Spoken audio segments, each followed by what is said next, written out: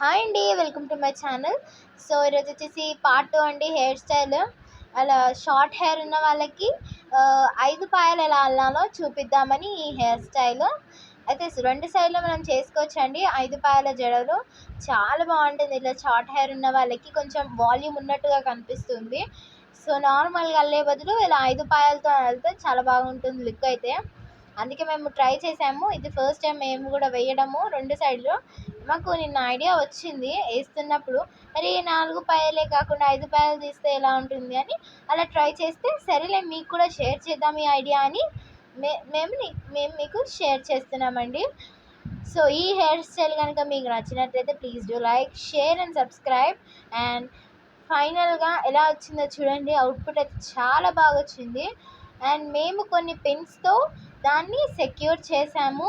And also కొన్ని colour pins ఉంటాయి కదండి, సో అలా పెట్టేసుకున్నాము. చాలా బాగుంది అలా పెట్టుకుంటే.